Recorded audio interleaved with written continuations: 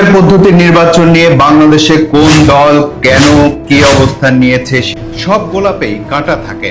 এই পিআর পদ্ধতিকে যদি আমরা গোলাপ হিসেবে দেখি তাহলে এবার চলুন এই গোলাপের কাঁটা কতটুকু ধারালো সেটা জেনে নেই। নির্বাচনের এই পিআর পদ্ধতির কিছু সীমাবদ্ধতাও আছে। 1.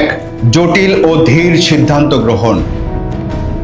এই পদ্ধতিতে নির্বাচন হলে অনেক দলের মধ্যে সংসদের আসন বন্টন হয়ে যায়, তাতে সরকার গঠনের সময় লাগে। এমনকি সরকার গঠনের পরও প্রতিটি সিদ্ধান্তে বহু দলের মতামত নিতে হয়। এতে দ্রুত সিদ্ধান্ত নেওয়া যায় না এবং গুরুত্বপূর্ণ বিষয়েও জটিলতা তৈরি হয়, সময় বেশি লাগে। 2. কিং মেকার, ছোট দল বড় খেলোয়াড়। এই পদ্ধতিতে সরকারে সংখ্যালঘু দলগুলোর প্রভাব বাড়ে। কখনো কখনো অল্প ভোট পাওয়া দলও কিং মেকার হয়ে যায়। 3. জবাবদিহিতা কমে যেতে পারে। পিআর পদ্ধতিতে সংসদ সদস্যরা সরাসরি জনগণের ভোটে নির্বাচিত হন না, বরং দলীয় তালিকার মাধ্যমে আসেন। এতে জনগণের সঙ্গে তাদের কোনো সরাসরি সম্পর্ক বা দায়বদ্ধতা থাকে না। তার ফলে সরাসরি নির্বাচিত প্রতিনিধির অভাবে জনগণের সাথে সংযোগ দুর্বল হয়ে পড়ে। 4.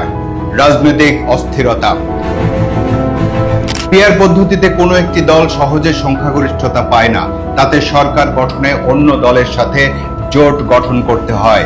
বড় দলগুলোকে বাধ্য হয়ে ছোট দলের বড় দাবিও মেনে নিতে হতে পারে, আর চাওয়া পাওয়া না মিললেই জোটে ভাঙাগড়া লেগেই থাকে। তাতে সরকার অস্থিতিশীল হয় এবং সরকার পরিচালনায় বিশৃঙ্খলা সৃষ্টি হয়। 5. ঘন ঘন নির্বাচনের আশঙ্কা। যে জোট সরকার গঠন করে সেই জোটে ভাঙন হলে বারবার নির্বাচন দেওয়ার প্রয়োজন হতে পারে।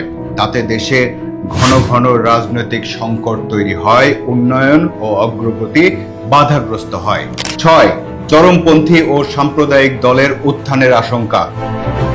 এই পিআর পদ্ধতিতে অনেক সময় চরমপন্থী ও উগ্র মতাদর্শের দলও সংসদে প্রবেশ করে এবং অপ্রত্যাশিতভাবে ক্ষমতার কেন্দ্রবিন্দুতে চলে আসে। 7. সুশাসনের অভাব ও দুর্নীতি। দায়িত্ব বিভাজনের কারণে কেউই পুরো দায় নিতে চায় না, এতে দায়বদ্ধতা হ্রাস পায় আর দুর্নীতির ক্ষেত্র তৈরি হয়। 8. বিদেশি প্রভাব ও হস্তক্ষেপের সুযোগ।